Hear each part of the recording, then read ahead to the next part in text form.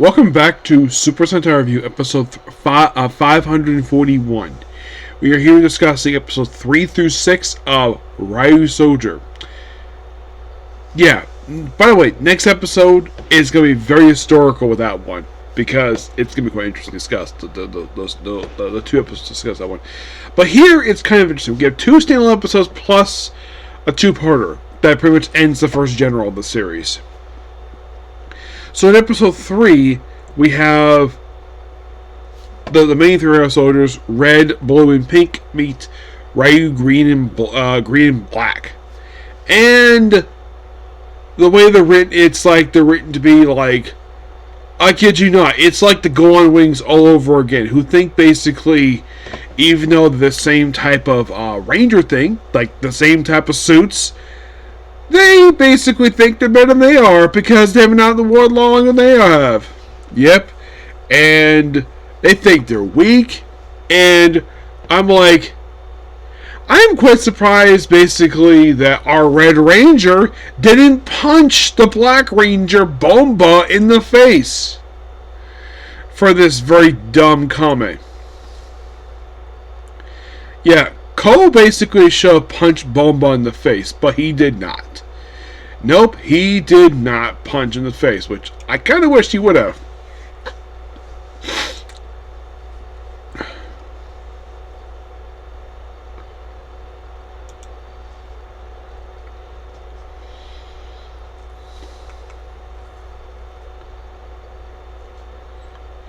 Yeah, also, I should mention basically how these episodes were adapted into Dino Fury. Well, the first episode, they pretty much brought in the story for the first episode into the first episode of Dino Fury, obviously. The complete body and the suit for Basilisk Monster. Excuse me. Basically, they kind of adapted the first episode into, kind of in a way, the first 4 episodes of Dino Fury.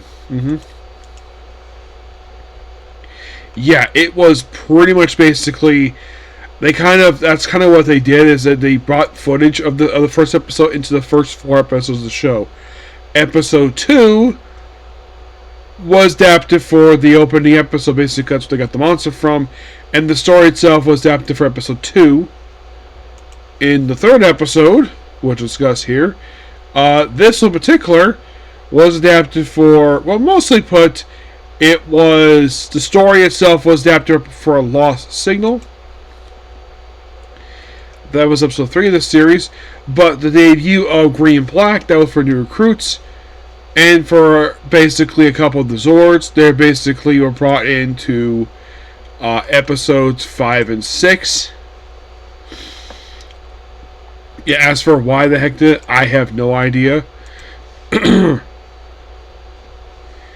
the case of 4, this was adapted for, well, a flashback in the very first episode, and mostly put, they was adapted for, you think, what is this, like episode 5?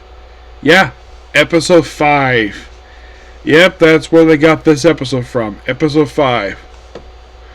They're like, huh, interesting. So far, in 4 episodes, they adapted stuff for this one, and mostly put the first 4 episodes of the show.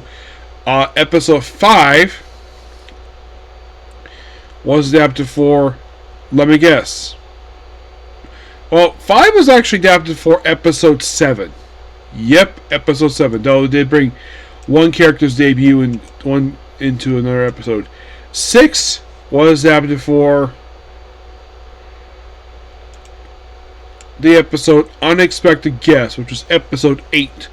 So, kind of in a way, they pretty much adapted 8 and 10.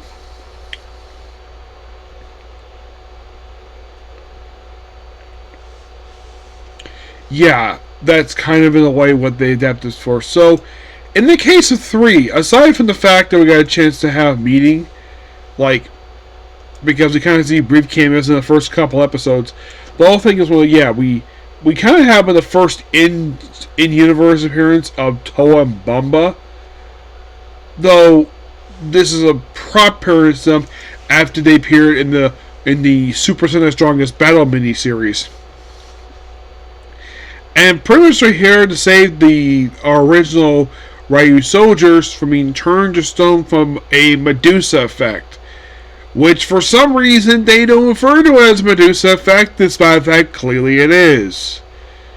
Because the whole thing of turning to stone, that's Medusa.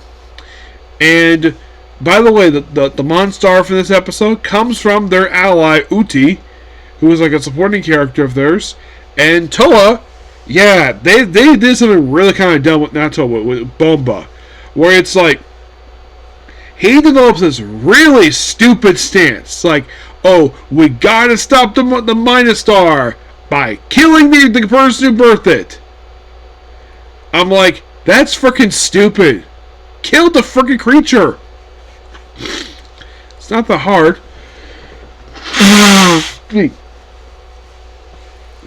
And by the way, Boba does this he does it 3 times. He does it in 3, he does it in 4. There's one point it was like suggested Koto like, please don't tell me you're gonna kill the kid. Which, good at him for doing that. Because the whole thing of killing the host is such a stupid idea. By far, so freaking dumb. And despite the fact they're Ryusoulgers, they don't acknowledge them as comrades. Because of reasons. By the way, the siblings over in Dino Fury are going to be completely the drastic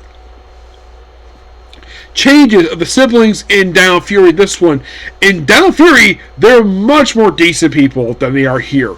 Where basically they're going to be where like our three original Ryusoulgers are going to be so that they're beneath them because they just got out of the village. So their perspective is that they're weaker than they are. That means they're the ones basically on the weak. They apparently don't need them because they think they're better than they are. And when in the world do I think basically they're going to get off this little stick? I have no idea. So, yeah, so they do get an explanation of like how the monsters are created in episode 4. They do in fact have where episode 3 also gets their idea of looking for their own Zords, which they do. They find them thanks to the current Ryusoulgers. Like, they find them like, oh, give me the map, and of course they go and find their 2 Zords. You have where Cone is going with Toa, and they find his Zord, which it's like trapped down a mountain, but the way to get to it is interesting. So they use the monster of the episode, which by the way, this actually they think it's from the child. Oh no, it's actually from the father. Because of him basically being a whole loneliness type of thing. So you use that monster to basically wipe away this mountain to get to the Zord, which they do. And in the case of the other one, they finally end the episode, doesn't do anything. But quite cool, they found it. But that's kind of what episode 4 serves as. Just the debut. Of course, we also have where, by the way, he's called, like, it's called Tigerlands. That's basically Toa's Zord. And Bomba is Malin Needle. Yes. You're like, okay, interesting.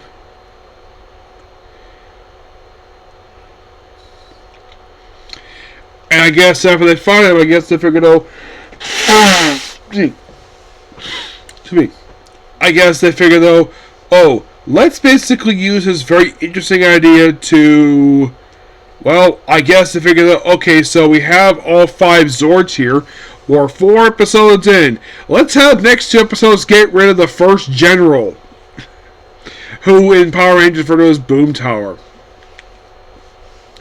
Which the whole subplot of this one is that Toa knows this girl who likes to find homes for these abandoned dogs. Which these dogs are just randomly abandoned for reasons. And I watched this and I'm like, well, at least it's not as stupid as that one episode of Battler where this father just abruptly abandoned a bunch of puppies in the middle of a freaking war zone.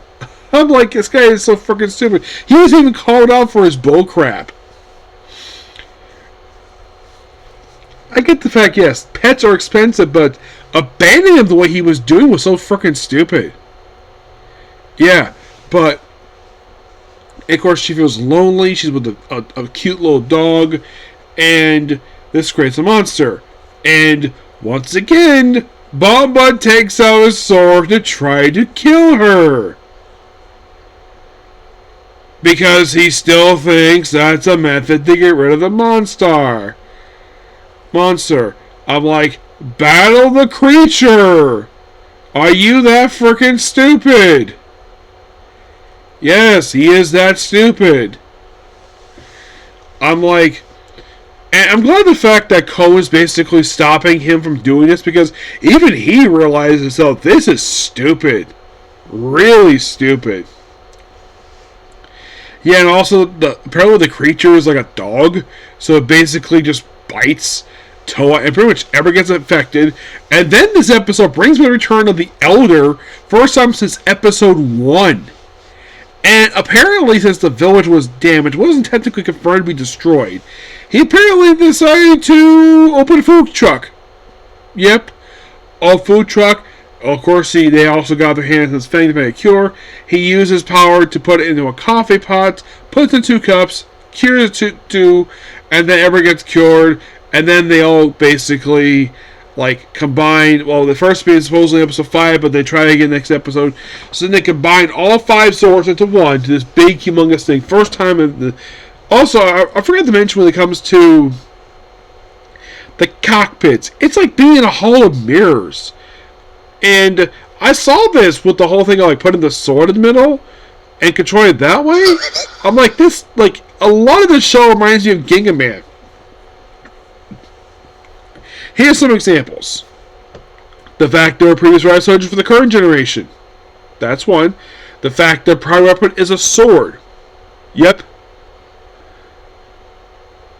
Let's see, what else? The fact the cockpits basically are separate and they don't combine to one, and basically they're piloted from this one room. Which, yes, Cock Rangers did the same thing, but they didn't have that for Power Rangers. They gave it an actual cockpit. Let's see what else. Well,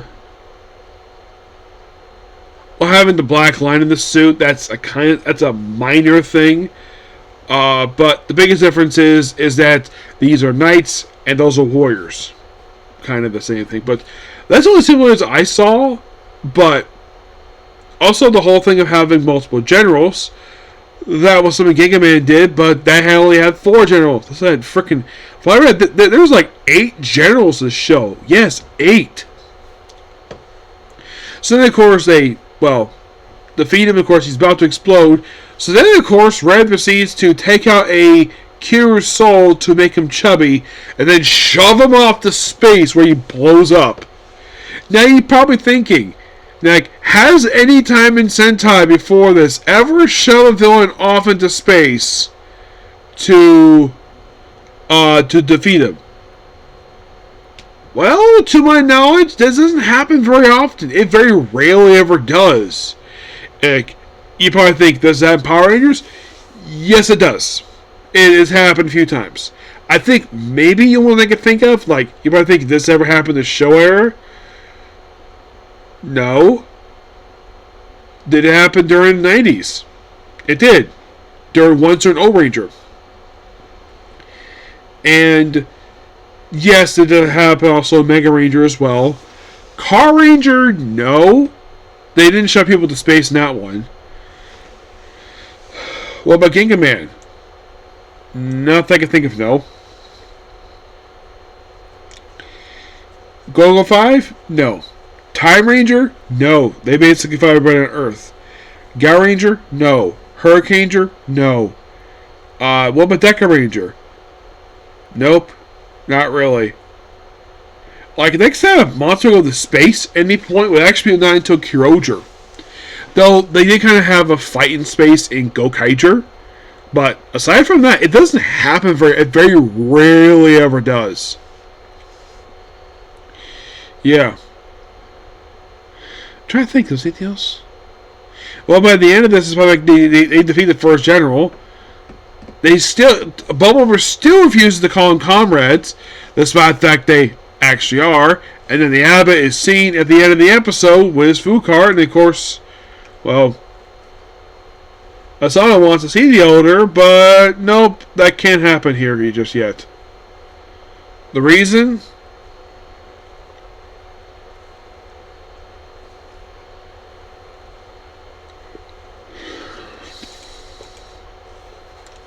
You're like, why can't they see the elder yet? Well, because of his changed appearance, per se. Mm-hmm.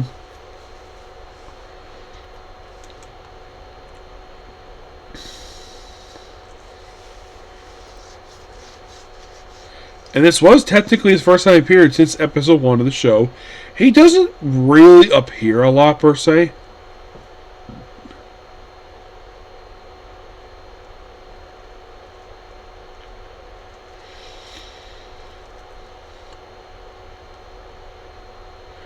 So he only appears after this roughly 3 more times. So apparently his next appearance is on episode 34. Yeah, 34 of the show. Uh-huh.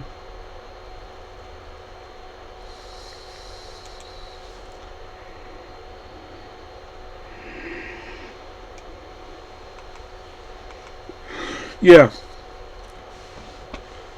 Yeah, it's something though that a character like him, you could say like the whole thing of him being elder is sort of like a loose mentor to our lead characters. This kind of reminds me of the elder from Jaspion. Yes. Because no one else speaks very much.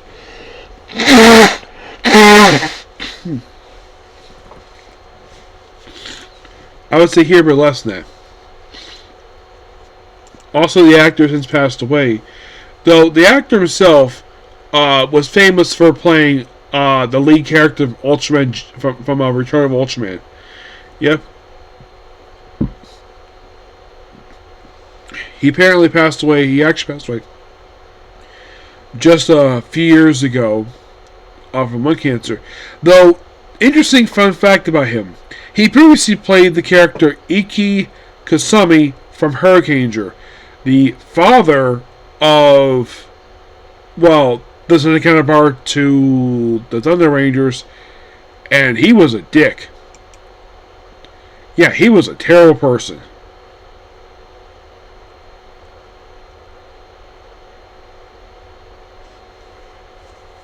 Yeah. But yeah, not much else to say about these 4 episodes. Okay, so that's pretty much up to the video. Please make sure to like, comment, subscribe, to notifications. I'm going to do one more video, and I'm going to call it a night because I'm getting kind of tired. Okay, thanks, you. Bye.